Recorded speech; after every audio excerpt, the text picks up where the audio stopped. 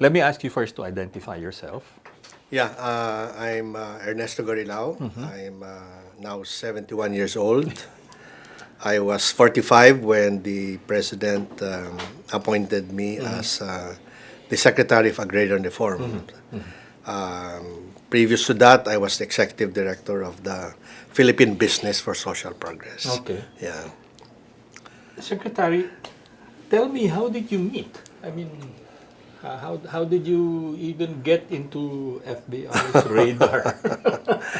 Okay. During the campaign, I think he was running. He was running for president, and yung kalaban niya was, I think, Jovi Salonga, no? Jovi Salonga. LP, among Yeah, others. among others. And my God, sabi ko, if this is going to be Jovi, knowing his politics and and his ideology, I decided to really back the president, Fidel Ramos. And we were together with other NGOs and farmers organizations, and I think we were with the group of Peter Garucho. Oh, No, si Peter yan eh. And I distinctly remember that my contribution to that campaign was really writing a series of letters to the people we knew in terms of farmers organizations or um, or civil society organizations endorsing Fidel Ramos as president. So that must be around 200 letters. 200 letters, huh? 200, 250 letters. Not many, I mean, considering all the things that have to be done. Then he won, no? Then he won. And I forget now, we were assembled again, that group was assembled again, and said, well, you know, the new administration is looking for possible nominees for the senior positions in government. And we were asked to those who are interested, you know, are asked to submit 3 possible positions. If they're your interested. choice. Yeah, well, yeah, your 3 choices, your 3 choices. No? And I think there were a number of people in that group. I think Eddie Morato was there. I think Marietta was also there. Goko. Marietta Goko, yeah. So I submitted DSWD, PMS, and Agrarian Reform. No? Tatlo yun eh. Okay. And later on, I dropped it, no, and I said, well, if I'm going to join the cabinet, I will just go for agrarian reform. So kung hindi agrarian reform, thank you, no. All or bust. All or bust, rather than that. No? I mean, there were reasons why I just chose that. But before that, during the campaign, we did meet him. Okay. There was one meeting wherein the different NGO leaders were there, including the late, if I remember right, the late Vic Tagle. Marami ding farmers leaders yan eh. Yes. And he talked to us about what the administration was, what he wanted to do, etc., etc. All right, so he won. He was sharing. He was sharing his. He was sharing, yeah. He was sharing. Ano yan eh? He was sharing the program. May platform yun eh. Meron na siya. Meron na platform yun. And even there was also a platform for what was going to be done with the basic sectors. No, so it was so therefore, alam mo kung basic sector ka, may agenda ka, and there was a party platform for that particular agenda. Well, You mentioned Joby Salonga, Liberal Party Yeah, yeah. standard bearer. He was running President, he was also running for president. his vice presidential mate was Aquilino Pimentel. You did not see that kind of preparation, that kind of program of government or vision, which eventually I made you decide. well, yeah, yeah. I think it was, ano bang term ko noon? I think they'll run us to the ground. Their platform. Oh, okay. That was ano, they were actually, well, with all due respect, they were bottom dwellers. The front runners were Speaker Mitra, Yeah, yeah, yeah, yeah, yeah. then Commissioner Miriam yeah, Defensor Santiago, Danding, Ambassador Eduardo Cojuangco, Mrs. Marcos. Yeah, but they were, yeah. But at that time, because a lot of the NGOs, CSOs, were for Jovi and company. Yung natural inclination niya doon eh.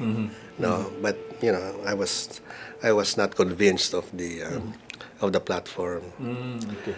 Okay, so yeah. Give me your sense, the thoughts of, well, the kind of organizations you eventually brought into the fold, no? Supporting FBR. Why Well, FBR? why- Dahil may maliwanag na Yeah, programa, oo. yun ba yun?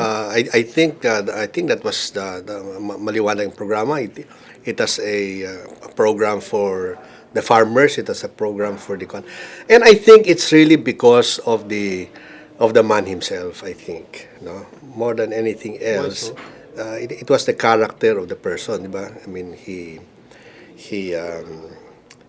had a good military career. I mean, he was the Secretary of Defense. He went against the dictatorship. He was there defending the democracy. You know, may consistency at may character. No? No worries about him being a military man. I mean, No, he no, was stiff. no. He was stiff, but well, that was the difference because a lot of my NGO friends were allergic to the military man, di ba? But to me, that did not bother me. And aside from that, when I was in PBSP, our colleague was his mother-in-law, Mrs. Martinez. Oh. Yeah, yeah, yeah. And early on, there were a lot of fears about martial law, di ba? Excesses, etc. And she would report back. She would talk to her son-in-law, and she would report back and says, "No, that's not true. That's not true. That's not true." So ganun yun. No? And all right, so going back,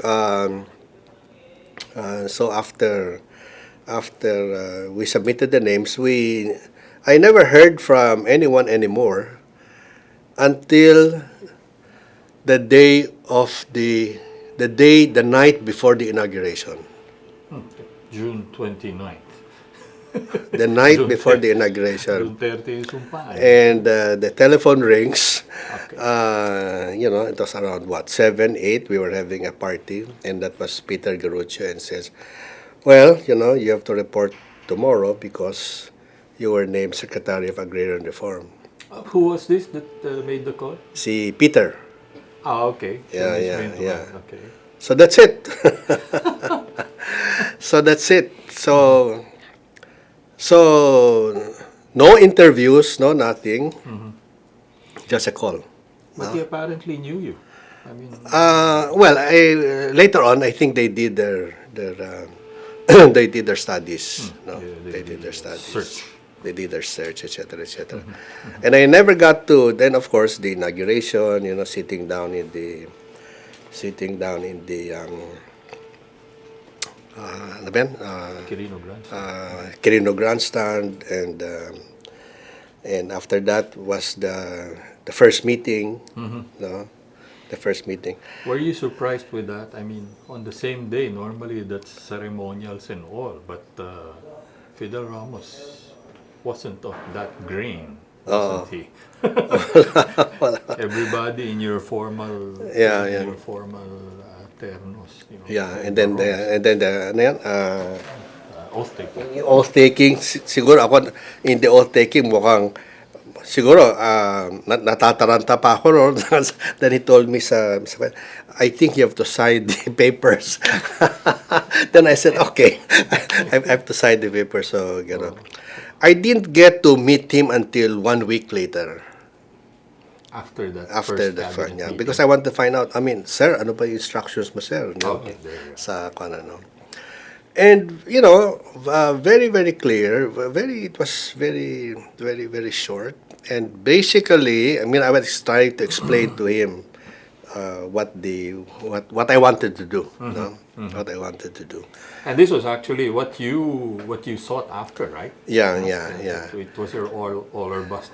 Well, the funny thing about that was that siyempre, in preparing for that, you know, your name is there, it's for Agrarian Reform. And obviously, you do your preparations, di ba? So, okay, if I'm going to be named, how do I prepare for the program? So I was a bit familiar with it. And then I started looking around, ano ba nandiyan, etc., etc.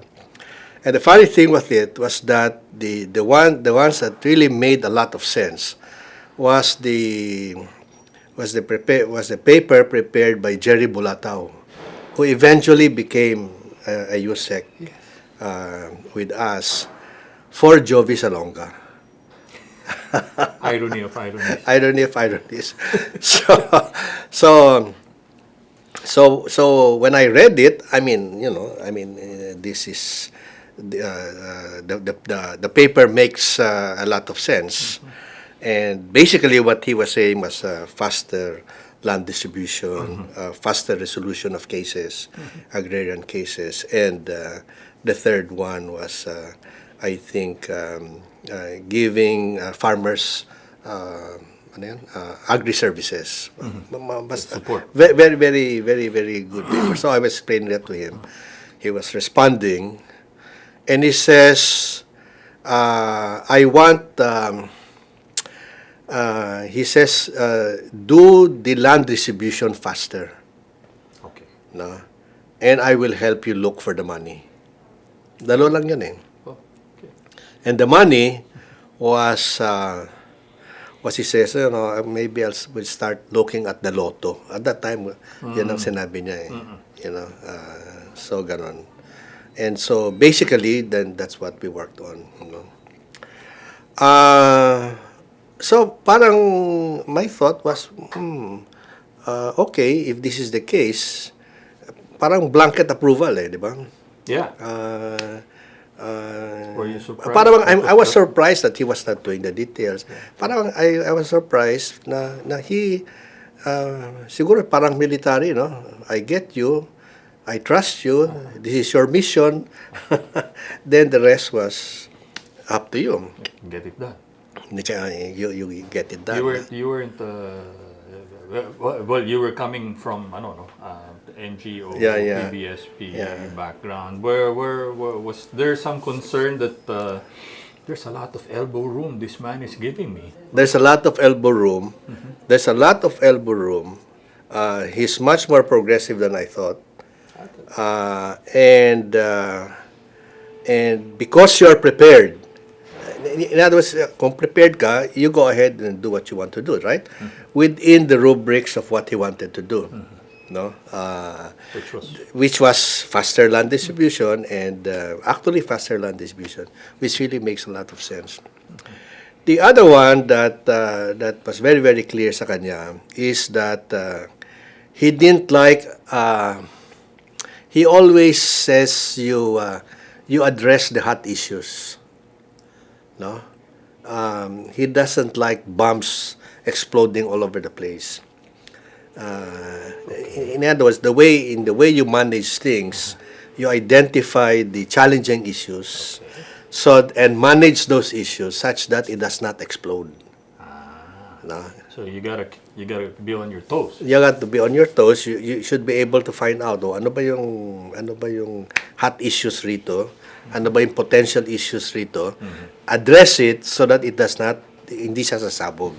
No? So, and his thinking at that time is that if you have too many controversies in your department, that means that you're not doing your job. You don't have a hand in it. Yeah, because you're let all this. So in a sense, that's the one that, in other words, Was that a military man talking, or was that? I think that's How did that impress I on you? think that's a military man talking. Talaga. Remember, di ba, intelligence siya? May pagkakuan. So, yung theory noon is something like, especially in government, if you have too many controversies happening at the same time, the wolves will come and devour you, no? Kasi there's just too many things. But if you do it one at a time, kunwari, wala kang magawa, you have to address the issue. You make a decision, it becomes controversial. There's only one, Right. but not too many. So you'll be able to survive that. And as a result of that, we were actually monitoring agrarian reform. Remember yung agrarian reform during the time of Mrs. Aquino. I think they had one agrarian reform, one secretary a year. Kinakain ng department yung secretaries nila eh. They don't last very long. That's why when I came in, dealing with the bureaucracy, they keep on saying, hanggang kailan ba ito? He will just be a casual here. He will not last very long. Ganun ang kwan doon eh. And the fact that I think in my case I ran it relatively uncontroversial can possibly explain why I lasted 6 years in the presidency. To your credit. Yeah. With Shell, no. Oo. Yeah. So ganon. The other one, which I think that he was for the reform program, was that he was not a landed person. Wala siyang. I asked Tony Carpio eh. Wala siyang baggage. Wala siyang Tony, may mga lupa ba to? May mga lupa ba to? Wala, urban lang.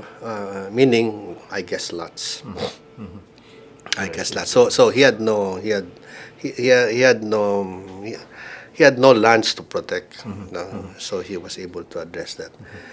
The other one that was really interesting was that he never returned to me asking for favors on agrarian reform. Can you help this guy out for whatever, for conversion, for exemption, for etc. Never. And people around him would come asking for maybe help, but they will never invoke his name. Oh, okay. They will never say the president said this, etc. But what would FBR do if he found out? I don't know. Well, someone comes along, Yeah. influential person. I mean, goes to you directly and specifically goes to you because does not want FBR to find out, given their relationship. But I'm quite sure a few of those FBR found out. How did you see him handle those? Wala instances? I don't, parang wala eh. I would, the case of Joe DeV was interesting. Si Joe DeV, because Joe DeV brought in obviously a big contributor, no? Patawag, and says, Ernie, we have to help this guy, So okay, we'll help him. So when I look at his case, very famous case, I said, why did you buy that? Kasi binili niya sa APT eh. As is where is. Privatization trust. Oo. Sabi ko, ba't mo binili? if you looked at if you did your homework on that APT, you bought the mountaintop. because the because the below the mountaintop has been distributed by DAR. Oh my. Okay. Well, he was assisted in a legal way. The other one that was very clear with the president was that he did not give any name for a position at DAR. Good. Did not make any recommendation. Did not make any recommendation except for one, which was his, I think, grade school classmate. Okay. From way back. A grade school classmate, and even the grade school classmate, he said if he was qualified. And the grade school classmate was yung tipong magre-retire na ako. Can I move up so that I have a no? Can I move one step so that my retirement will be that Slightly higher. slightly higher paying. Yeah. That was the only one, but aside from that, nothing. So he clearly gave you, a free hand. Yeah, free hand. Who to pick, Who to pick, what to do, etc., etc. Basically, and after when I talk to other people after the administrations, diba? Sabi ko, ha? I mean, when I tell them my story, I said, ha? Ganun ba yun? Posible bang ganun? Oh, sabi ko, that's what happened. I think you were that batch of, where did they come from? I mean, and at that time we were thinking, FBR must have done one real deep and very broad executive search. And he brought in, from the academe, for example, Shell, and then Sunny Viray, Guido, and yourself. No, That's why they didn't have a hard time at the commission on election, commission on appointments. Yeah. Kasi walang track, walang kwan. Yeah, I think that's what I think part of him that is that and subsequently you see that along the way is that he wanted everybody into the pot, di ba? He wanted all the different sectors represented. Siya yung di ba? Yung we're all in this together. Yeah. Di ba? I mean, and essentially, I think that's that is a great feature of the president, wherein he reached out to all sectors in his cabinet. Di ba? Yung importante doon is that he was a minority president then. Yeah. So it was important for him to bring together all the people, all the different sectors into the cabinet, and the cabinet doing their completed staff work. I Diba? was going to get Completed staff work towards a particular goal. No? So in other words, kung may issue, you bring the different stakeholders together, discuss the issue, come to an agreement, and when you come to agreement, that's when you bring it up for a decision. That's why the cabinet, if you notice the cabinet, I mean, it was not decision making. Decision making was out at the back rooms, and you only present for a decision something that has been decided in the smaller rooms of the palace, no, wherein everybody already agreed, ito yon, no, and that's the one that was ratified. Wait, tell me about the back rooms. Yung backroom kasi doon is something like if I remember right, the cabinet meeting was in the afternoon, di ba? Yes. Morning, you do your preliminary work. Yan ang yung mga backroom Yung hindi pa tapos, you meet earlier and come to an agreement. Yung may kaunting Yung mga sablay pa rin. may differences And once you have done that, and once you have completed that, then that's what you give to him for his decision. He was referring to that as a completed staff work. No? And in one meeting, he was saying, okay, if you have completed staff work, do completed staff work, you give it to me, and I will sign it. No? Yeah. Sabi, Either approve, disapprove. No? so I tried that once with him. Marami na eh. So sabi ko, sir, completed staff work na to. Okay. uh, will he sign or not sign? You know? And normally, if I'm not a military guy, I will not sign. But he signed. Wow. But he signed, you know, and which meant that he trusted me. Yeah. He trusted the process, so that he will sign. But after that, he would not do it anymore. Oh, okay. Kasi masabit eh. So you got away only once. No, but you know, it's also dangerous because basically you need your papers and you need his own backroom boys to go over it until it comes to him. Because I would not do that myself in the department. Sir, But FVR masasabi. also insisted that everybody has got to have a, di ba? A buy-in, no? Yeah. Everybody, not just the concerned Yeah. secretary or line agency department, di ba? But everybody involved. So May it's may not, may sectoral consultations. I think that's one thing about him, that you have your public hearings, you get the different sectors affected, no, get their concerns and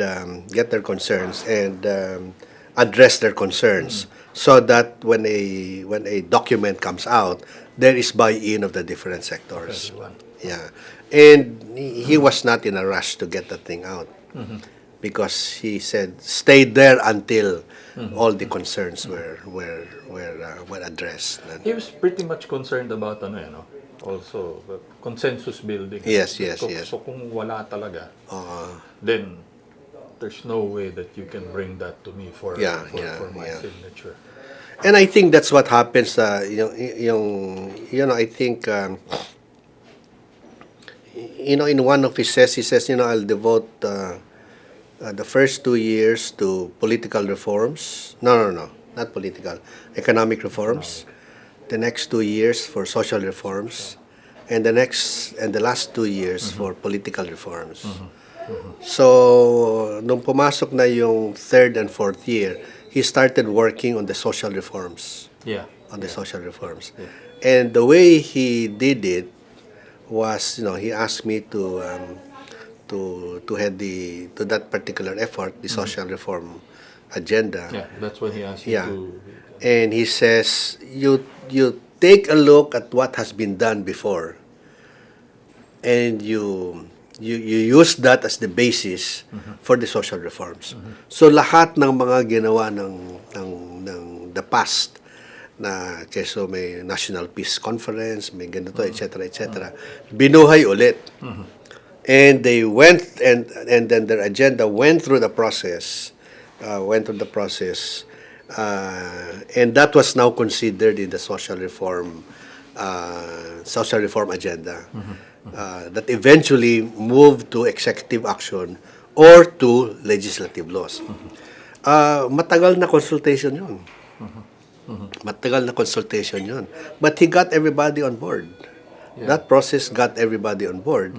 And that process addressed the basic reforms that were being asked by the basic sector. So the IPs wanted, ancestral domain, the fisheries code, the women, etc., etc. So ganun ang style nun. So when you take a look at what he was doing, he says, okay, get the different stakeholders involve them in the process, come up with a consensus and an agreement, and that's the one that moves to either executive action or a law or a modification. And you actually, you did mention that the sectoral legislation. There's no other administration that was able to lay the foundation for most all of it, no? The affected sectors. And I think that's, to me, yan yung ano eh, I read his books, no? What were his greatest contributions? That's the ano eh, yung nagawa doon is I think is not much known or not much written. It's a sleeper. It's a sleeper, but somebody has to return to that because malaking impact nun eh in terms of basic sector reforms. Somebody has to do a book on that. And it brought everyone in Yeah. at least within the policy umbrella and then mainstream of national life. Yeah. And talagang kwan. And it was in response to what the sectors were asking for. Yung talagang ano yun. And as you said, as early as the campaign, Nandiyan na yan. he had a Yeah, pretty clear yeah, picture, yeah. and he was getting the needed Yeah. reforms done. Wala siyang wala siyang bagahe eh. You know, I mean at the end he says, yung spirit of 20, remember yung 2020 ba yun? Yung 20 yung Philippines 2000. Philippines 2000. Yeah. And the vision, I guess that was the vision, and I mean very, very clear. Tell me how he, among the cabinet, your colleagues, how did he resolve conflicts? With the cabinet? Yeah, quite a few I've heard is that he'd lock them up in a, Yeah. well, not literally, but ask them to retire to a room and, And fix it up? fix it up. Well, And he didn't like it also getting out. Yeah. Or people debating in public. No? The department had the we could not agree with the with this office, executive secretary yun eh. Okay. This was the Bukidnon case, the Sumilaw farmers. Yeah. We covered that eh. Because if you take a look at it, it is talagang prime agricultural land. And there was an irrigation that passes through the program. But somewhere along the line, the office of the president, represented by the executive secretary, approved the conversion of that land from agricultural to commercial, agricultural to commercial to industrial. So as a cabinet member, I'm also protecting his legacy, no? Protecting his legacy. So as a cabinet member, you know that decision is wrong, Okay. and therefore, I did not adhere to the principle of. As a matter of fact, they were saying, Ernie, alter ego ka ng president, hindi mo pwedeng gawin yun. No? But I felt that particular decision was really wrong. No? Was really wrong. And I did not agree with it, etc. Kasi president siya eh. Yes. You know? And so we did a motion for reconsideration to the office of the president, which you should not do because you're the alter ego. You know? As a matter of fact, may motion for reconsideration yan. So doon if you remember, that was a big issue. The farmers went on hunger strike. And they went on hunger strike, etc. FVR eventually had to come in and do the win-win situation. So parang ganun din eh. The farmers were willing to compromise. They would have an industrial kwan. As a matter of fact, the decision there was penned by Corona. He was still the deputy deputy executive secretary. Yes. He was the one that penned that decision na maghati na lang, no, sa kwan. But of course, the other party did not agree and went to the Supreme Court. So I think in terms of being a secretary and the president, um, you have to protect the president. No? Yan ang sense, yung the way Mr. President, mali tayo rito. No? And that was the memo I'm trying to retrieve. It's somewhere in his in his files, and I was giving him a memo long before the hunger strike. So I was saying parang hot issue, Mr. President, this is a hot issue. No, may hirapan tayo rito, blah blah blah, etc. etc. But nung sumabog na yan, well, to me, I did my job, no, na warning him na look, this is etc. etc. Sa kwan. The other one, that when I said protecting his legacy, was in his campaign. He did say something about doing the ano yun? To revise agrarian reform law in terms of the minimum retention Retained land. Yeah. from 5 to 50. Yeah. No, from 5 to 50. I was going to ask you. Yeah, I was not, you know,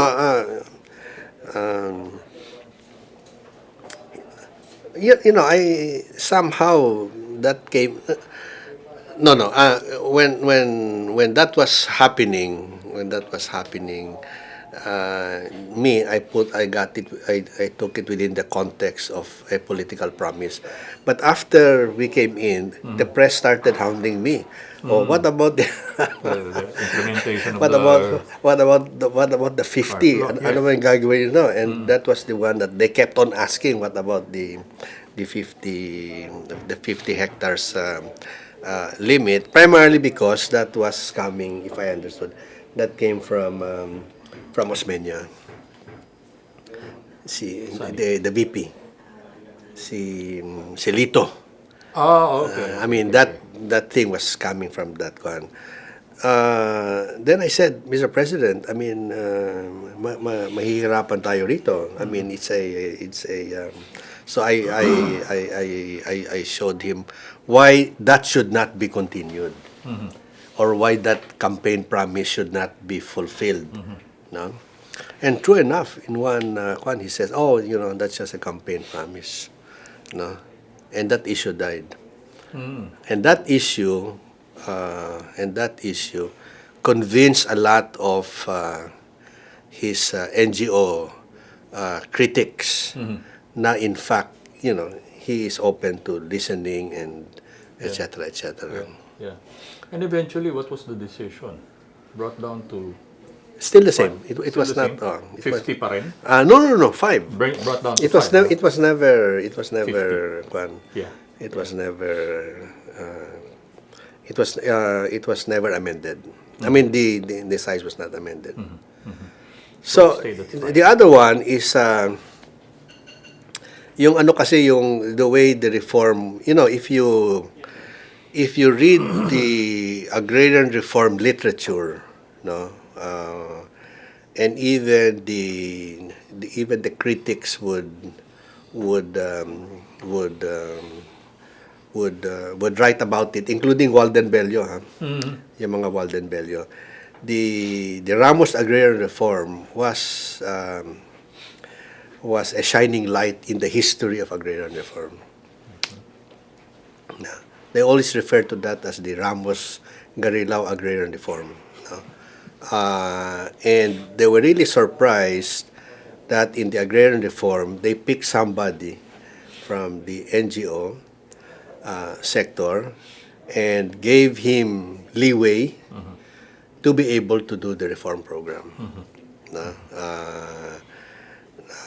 So the literature of agrarian reform, when you take a look at it, highlights yung ginawa niya, yung ginawa ng government. It was the strides, the strides, and it was relatively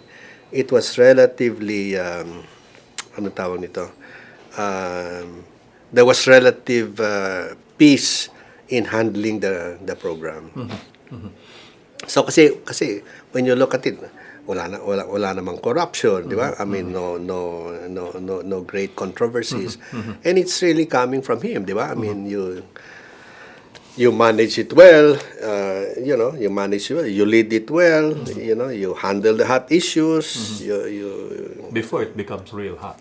before it becomes real hot. Yeah. How did you, tell me, how did you manage, how did you and FVR manage the big landed interests and the lobby? Obviously, there was a very strong lobby that... Yung sa lobby sa Congress, Okay. because they wanted to water it down. Yes. Basically, wanted to water it down. And you just hold on, The other one was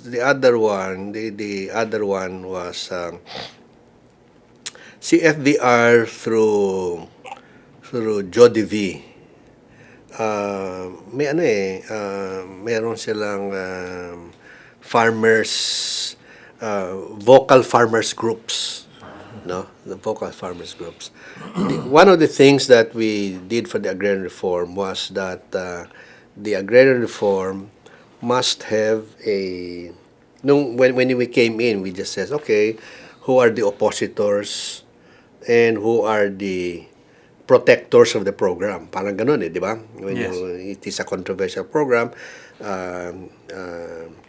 Who are for you, who are for the program, who are against the program, and you just have to have a stronger voice of being for the program rather than those against the program. Yung against the program really were the real estate developers, especially around Metro Manila, and the landowners, specifically the sugar landowners. The sugar landowners don't want their lands taken away, so they will put up a stiff fight. The other landowners possibly might be willing to give up their land so long as they get fair valuation for their property. So kung sinegment mo yung oppositors, yung talagang extreme will be the sugar farmers. All the rest would be not so extreme. So you just have to take a look at what their interests are and address it. And that was addressed primarily by increasing the valuation. So in other words, I mean, they increasing the valuation and increasing and hastening the resolution of agrarian cases. So parang okay, if this is a program, ano ba yung mahirap? Ano ba yung controversial? Ano ba yung madugo? Ayusin mo. Still with this, it's a hot issue, so therefore you address it, and therefore if you address it, then it will be less controversial. So ganun yung kandon. So that was addressed, the sugar guys still there, but they went on anong tawag nito, they took full advantage of due process. So by the time, I mean, still ganon, pinahaba nila, and by the time you really get their lands, it will take you 20 to 30 years. No? So if you take a look at the sugar lands in Negros, the more controversial ones, final decision with the Supreme Court na is 20 years. Yung installation pa would give you another, I don't know, 3, 4, 5 years, no? etc. So mahaba talaga basta sugar. We ran out of time on the sugar. No, we ran out of time on the sugar because essentially the sugar we should have taken towards the end of the program. No, pero hindi siya. It fell on to Boy Morales to be able to address that one. The other one was that, all right, if this is the oppositors, see to it that you have a core of supporters in terms of the program. And that's when we started working with the farmers groups. Yeah. When we came in, the program had no more supporters. Galit na sa amin si Congress. Si Edsel, galit na sa amin. Yung mga farmers, ayaw na makikibo. Kahit na yung support groups that you helped organize to support FVR during the campaign? No, they stayed on. I mean, okay. before they stayed on, but when we came in after Aquino, there was very little support for the program. Okay. As a matter of fact, Edsel Lagman, who was talagang supporters, Ernie, sabi niya, I'm going to, I was planning to have a speech on the death of agrarian reform. Yeah. I mean, talagang, kwan. So at that time, babalikan namin si Congress, sina Edsel, sina Andolana, etc., etc. Saying, ano ba yung gusto nyo? Ano yung, as a matter of fact, my first meeting in Congress, which was Appropriations Committee. Sabi na, in our survey in the House and in our district, you are the kolelat. A lot of complaints against you, blah, blah, blah. So we were... So it became relatively peaceful in terms of the interpretation because you have a core of farmer supporters willing to go to Congress. Yan ang support mo. And you address the critics. And then towards the end, wala na. Even in Congress, quiet na silang.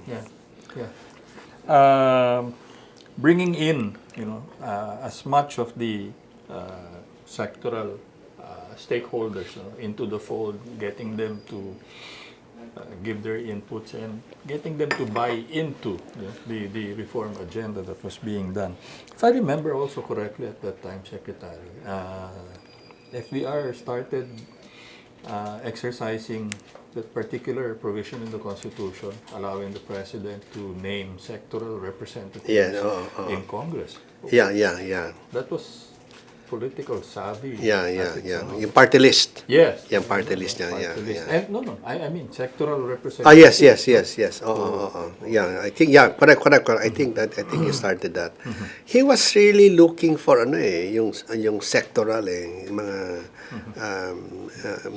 basic sectoral groups having their own voice and addressing their concerns. No? Because if you're able to do that, then you bring them in. I mean, para bang you bring them in and they get a wide support. After I'm sure they tell him this. When we go around, people still, during the time of Ramos, they go back to the time of Ramos. Even basic sectors.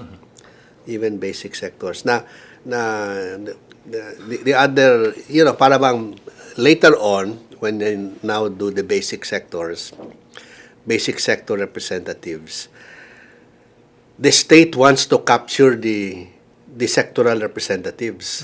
Di ba? Atin ba yan o hindi? Kung hindi atin yan, wag na. Ganun ang labanan nun eh. Not during his time. Because if I remember right, in one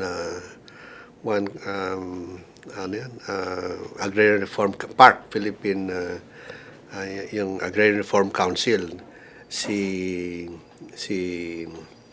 what's his name now? Si Dean Montemayor was a representative eh. And he was talagang, all the, he was a litany of all the so sabi ni President, Ernie, I mean, what about this? Then I said, sir, pabayaan mo yan, autonomous yan. Yeah? Pabayaan lang natin, autonomous yan. So he sat in. We were not in a position to, para bang may authentic representation. Yes. Rather than, they are just going to be your cheerleaders. And he really, he took the criticism. He took the criticism. He rolled with that. He rolled with the punches. He was there, he was patient, listening here, and Ganon naman. Bent a bit, bent back a bit, Yeah. but still soldiered on, pushed on. Okay. The other anecdote that might be interesting is that we were in Samar, and I think cabinet meeting, di ba? May mga kanyan. I was with him because I was the cord. So I was riding his newer helicopter. So when I looked around, I saw these Hueys. All right. I saw all these Hueys following him. No? And, I had a couple of incidents with the Huey. Sabi ko, Mr. President, do you realize that all your cabinet is there with the Hueys? Sabi niya, if they're good enough for the soldier, they're good enough for the cabinet. Wow. I was probably in one of those Hueys too, sir. No, sabi ko, wow, Somewhere. I mean talaga, if it's good enough for the soldier, it's good enough for the cabinet. So it really tells you yung kanyang una-una, he trusts that those Hueys are going to work. Diba? And he trusts that it's good for his soldier. And if it's good for the soldier, it's also good for his cabinet. Which corps were you? Eastern you- Visayas. Cabinet officer for regional yeah, development, no? Eastern Visayas. Was it because you were from? No, region? nobody You wanted weren't. it. Walang tao doon. But it also may have been because of your role in the social reform. That was before. Council. The court came earlier. Okay. Di kasi, di ba? Eastern Visayas was in the bottom 20 Yeah. provinces. No? The other one that I thought, looking back, is that yung mga what if eh. Mga what if. Looking back, I thought that he was more progressive than I thought he was. Oh, Looking back. how so? That I could have pushed the program more. Oh, And he would be there. Di ba? Or whether hindi ko siya mali yung tansya ko na he was pala running for 100 and I only gave him 80. But in fact, looking at it, I could have given him. I mean, he's a type who would accept the 100. But when you now move from that to that, marami ka ng gulo. I mean, controversies, no? But he probably would still ride the punches. With reference to that.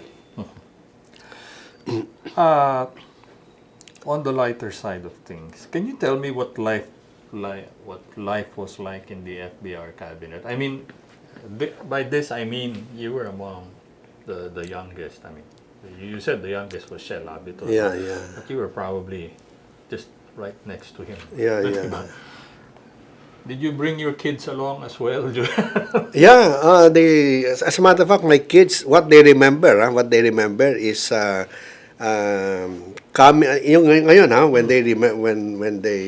they look back, what is it that stands out in their memories? Going along with me during the visits. Dad, we will get our pillows and jump into the car, and sleep there. And they remember that. They remember we went to Sagada, nasa likod sila. We went to the fish ponds in Pampanga. That's the one that they gone. And whenever their mommies were not around, I will ask them, why don't you cut class and come with me? Which they enjoyed, no? So basically, they saw the Philippines, or at least they saw Luzon, kasi you can bring, they can ride the car, di ba? Sa Do they have overlap. memories of FBR as well? Yeah, they have pictures with the one. The other one that sa kanila is something like yung Sundays were family days. No? Yeah. Sundays were family days. But of course, he also goes out on a Sunday. Right. But if you cannot make it, send somebody who can represent you, but who can make decisions for you. So that was the so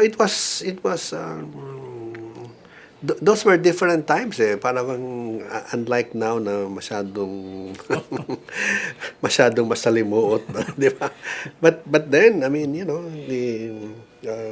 I enjoyed my stay. People said, "Oh, how was your stay?" It's I mean, literally enjoyable. You look back at it as if it was like a golden age, as you mentioned. Yeah, parang yung nowadays, 'di ba? Para bang I hear my colleagues binubugbog sila sa Congress, binubugbog siya sa at that time Congress was not not as garapal as what they have now or what is being said there. I mean, there's hardly yung iba yung It was civil. and I think it's because the president had a moral may moral standing siya. Tell me about that. FVR as a civil servant. Tell me your impression. Well, very serious, no? One of the things that I followed with him, which I think we agreed, is this thing about toilets. Tell me about it. Tell me about it. And what he was saying was that when he goes around, di ba, may holding room. Yes. He doesn't use the toilet of the holding room. He uses another toilet. And he wants to find out, because he knows that this toilet is going to be clean. He wants to find out what the toilet meant for others is going to be. General use. And generally dirty. So word gets around na, the president's coming, you have to, etc., etc. And he says, it's not for anything else. It is really your respect for your staff, for your people, no? Ganon yung kanyang I guess it's like if the military, you take care of your soldier. In the department, you take care of your staff, and part of that is really the comfort room. And that's what I did with the department, no? So every morning when I go up, 3 floors lang naman yan three floors. So I would visit kasi the comfort rooms were on both ends. I would visit, no? And then going down, I would also visit. And I always see to it that the thing is clean. As a matter of fact, the building was being renovated. And what is being renovated, they said, "Sir, ano ba yung tile na gagamitin natin dito?" No? Then they said, "Oh, ano palagay nyo? Yung brown na lang para disimulado yung hindi mukhang madumi." Sabi ko, gawin mo na lang puti para litaw yung dumi. And it was puti and synced with the gum. And one of the things that they remembered me in DAR is the clean comfort rooms. And they would say, "Alam mo, si Secretary, nagbibisita yan ng comfort room, etc."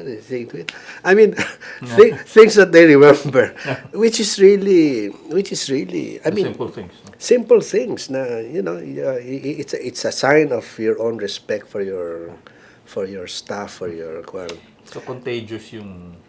I think you look at him. FVR. Normally, yung contact namin is not very much compared to sina Bob Romulo. He doesn't call me at 4 o'clock in the morning, And then, of course, the other people, tinawagan ako ng, yung para bang pamachuhan, tinawagan ako ng 4 o'clock, tinawagan ako ng 3:30, tinawagan ako ng he's always with me. So, us na hindi tinatawagan, we're getting insecure, no? Yeah. Ba't hindi kami tinatawagan? So, we would call Balong, "Balong, ba't hindi kami tinatawagan?"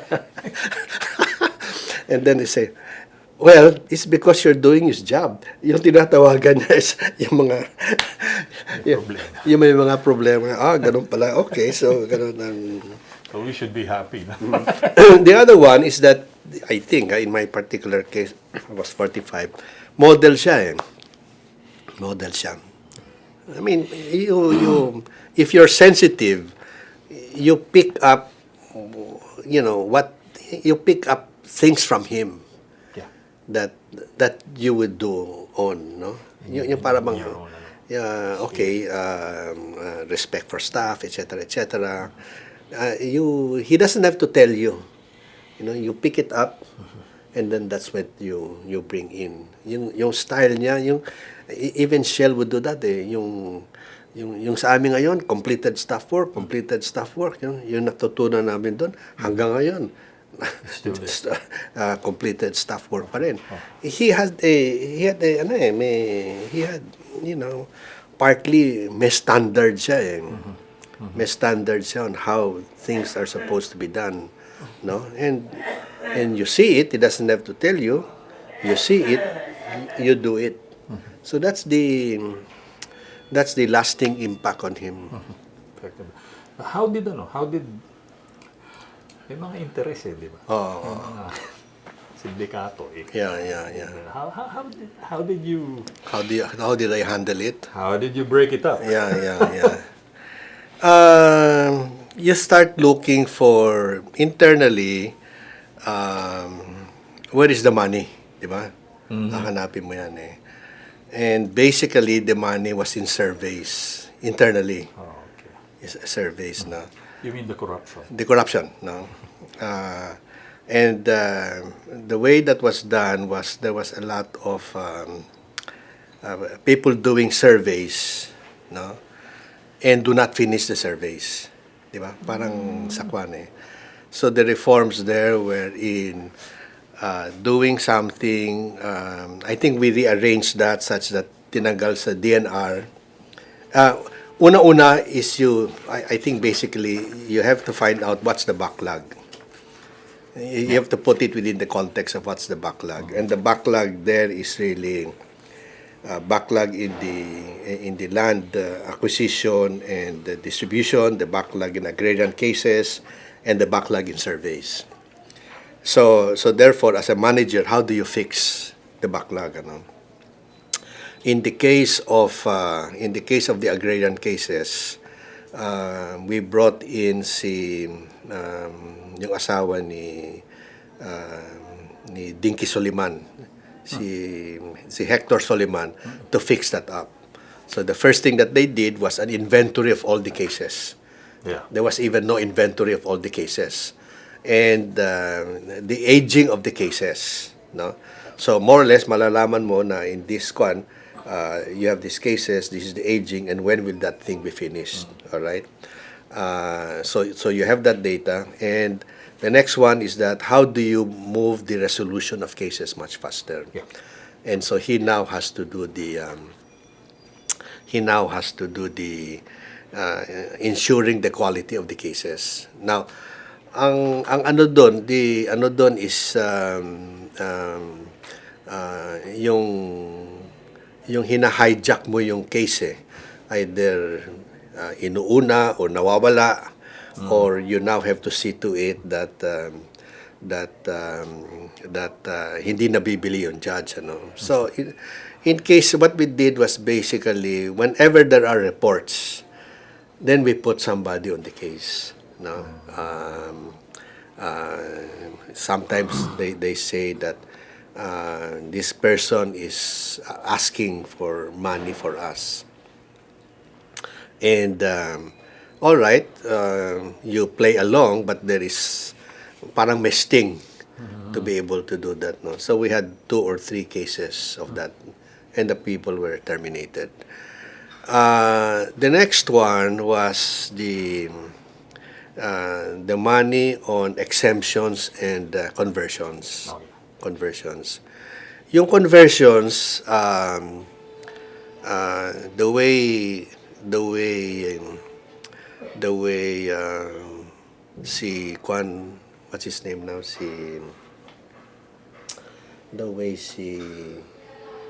Hector did it was he made the conversion harder. No? So instead of, I don't know, 5 steps, he made it 16 steps. No? And at each level, may pirma. All right? Harder nga. No? Harder nga, may hurdle. But subsequently, was not a good idea because you just spread the corruption. To a lot more people. A lot more people because hindi mo na once you bring it out because that's what you thought, you no longer have any control on those doing the signatures, no? So ganun yun. And then you have cases wherein the conversion cases were now centralized. No, it went up to the office of the secretary. And we now just have to change. You just have to change the personnel. You rotate it, because some issues are so big na one would say isa lang at ayos na yung retirement ko. Yeah, things like that, no? I mean, so that was the one that happened. Exemptions were brought down. No? So people can do the exemptions that they were on. So essentially, ganon yung it was really, and in cases wherein we feel that masyadong maugong yung regional director, you just change the regional director. No, you move it up so that you're able to address that one.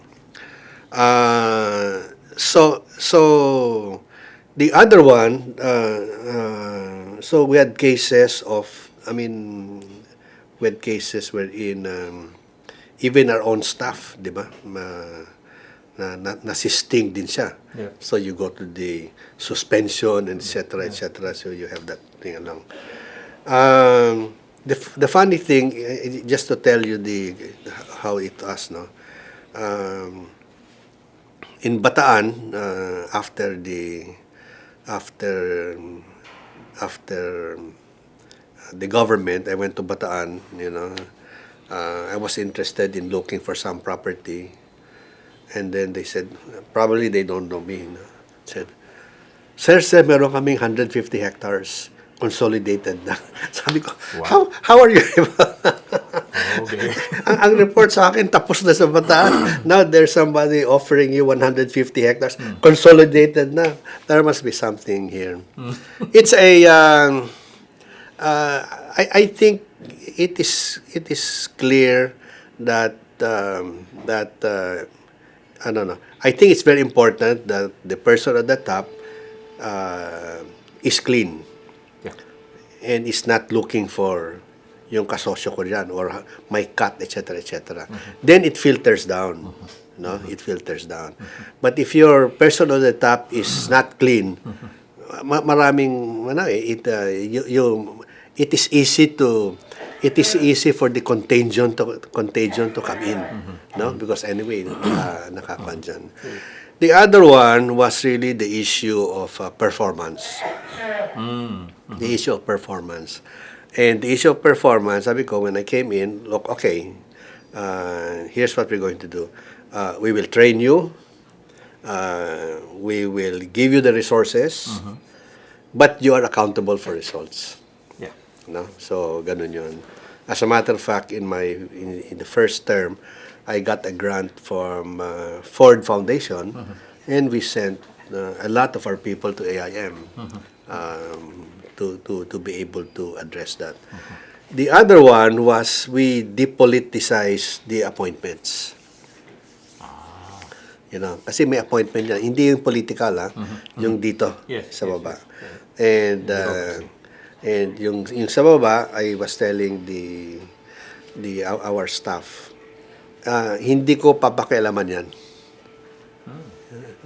Yung mga appointments dito sa baba, hindi ko papakialaman yan. And I will just leave it to there is a personnel committee on that, that gives the career, etc., etc. And we will just respect that, no?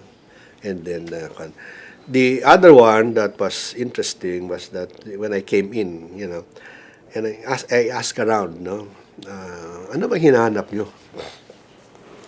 And sir, simple lang kami. Fairness. Oh. And without saying, well, fairness and bread and butter. No?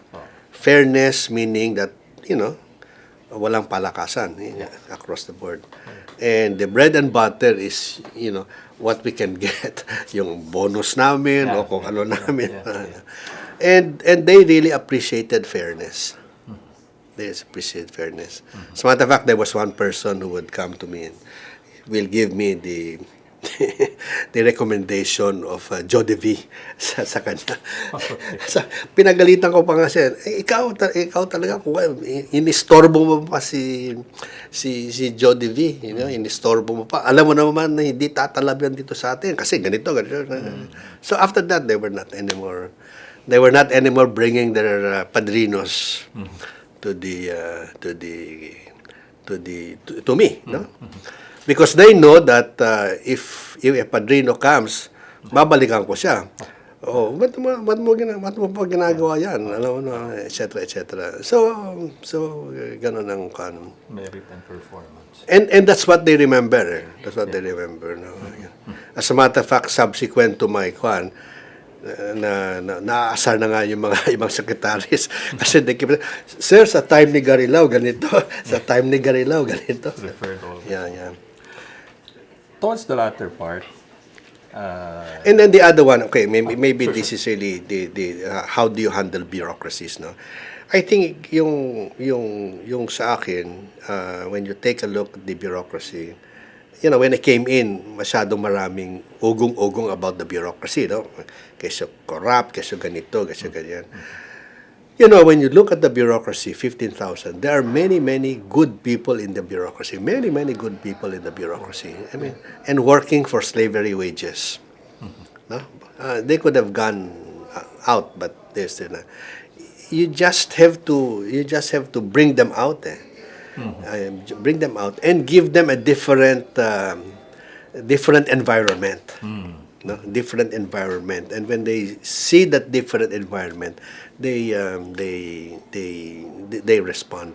So it's a question of I think the whole issue of fairness and the whole issue of looking after them. And looking after them is not just bread and butter, but looking after them in terms of training opportunities, how to develop them, etc., etc., and doing it across the board, and then you will have a good bureaucracy.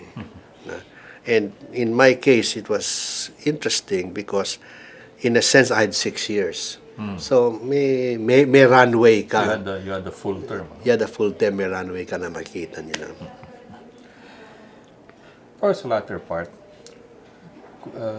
concerns and worries over continuity. I mean, there was hope that it would also be a lakas president, but overwhelming popularity of Joseph Estrada. He already announced that he was going to seek the presidency in '98. So that one, So were you concerned? Number one, and number two, there was PIRMA and People's Initiative. Did you get involved with that, or did you keep away from it? I kept away from PIRMA because I will lose my crew if I went with PIRMA. Oh, okay. So my USEX already said, sir, wala tayo dyan. Primarily because it's now looking at it, that could have been done earlier rather than later.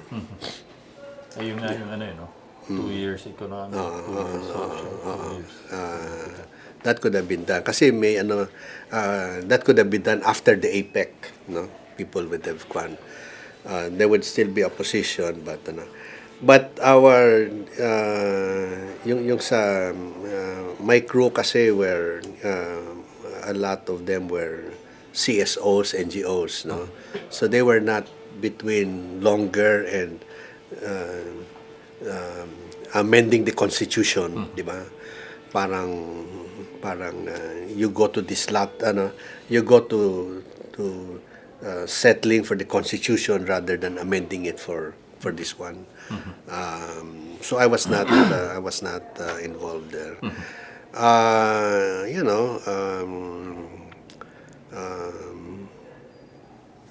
campaigning for Lakas because si Joe David did a lot for agrarian reform. Yeah. Campaigning for him, but between him and ERAP masyadong malakas yung tide sa kwan. Did you stay on? Hindi na, no? You served Sa only- kay ERAP no, naman. So, right after FBR bowed out, sumabay ka na lang. Yeah. Okay. But I guess you still have, you would meet up with FBR ever so often. Yeah. What are those meetings like? I mean, Talking about yung ano diyan kasi is, I think I think his cabinet should talk more about him. The influence of the kwan. Parang promoting the legacy. No. And yung legacy niya kasi siya. No. let me ask you, what do you think is FBR's greatest legacy as president?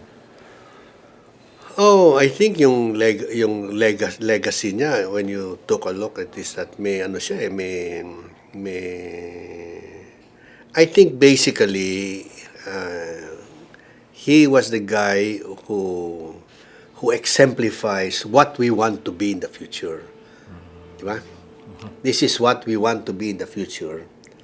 And this is how we are going to do it. Diba? May kuan and to be able to do that, sabi niya, caring, sharing, and ano pa isa? Daring. And daring, caring, sharing, and daring, to be able to reach that. So he's always saying, Vision 2000, this is what we want to be. We want to be the new tiger, we want to be the con, but to be able to do that, we have to get together. Yan lang, malaking bagay na yan. And then he was saying poverty incidence to drop at 30. Sinabi niya Kaya and he dropped it at 31. You know, sabi nga ni Boyi, sayang, if we dropped at 30, he would have achieved all his 3 metrics. What was lacking? Panahon.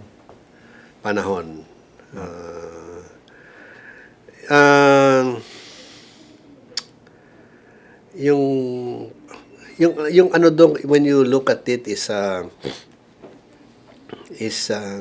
and I think that's the issue that they still we face now, and it is really the question of you have your economic growth and you have your social development growth. I mean, ganun . But your social development growth is fragmented. You see? But kunyari, you're now looking at the poor, di ba? Yes. Ngayon, NHTS, how do you ensure that the poor has health, has education, and has opportunities for income? You have to consolidate that so that at least your poor nakakaangat sa ano. Right now, it's fragmented. But if you put it all together, you have good economic growth, you have good social development growth.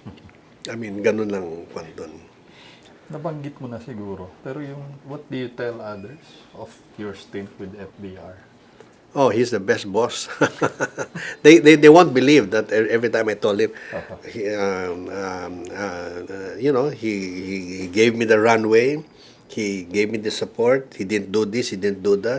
They would say, ganun pala yun? Meron ka bang favorite FBR moment? My favorite FVR moment. My favorite FVR moment was when I told them, sir, your cabinet is there with their Hueys.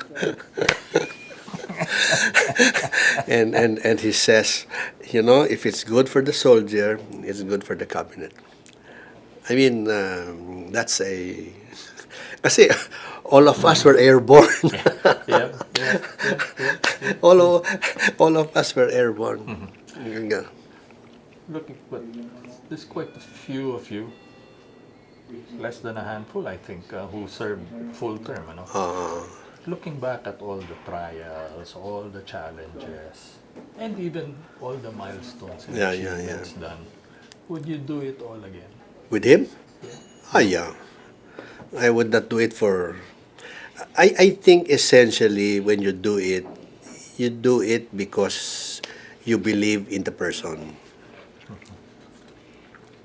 Basta believe ka sa... And the person is worth... and the person has the character that you will give your all to what the vision is all about. Ganon ang kwan eh. I was asked by subsequently they asked me if I want to join, etc., etc. Pero iisip mo eh, would you serve this president? Di ba? Ganon ang would you serve this president? No. But at the end, you'll say, oh, maybe not. So it's really the, yung hinahanap mo is the character. The character. Which I think you saw from day one. No? Yeah. You, and then when you see the character, then alter ego mo nga, yeah. So you're able to. And then you're always looking for, I think, protecting the legacy. In other words, okay, what's your contribution to the legacy, and how do you protect the legacy? Thank you very much. Okay, sige. Thank you.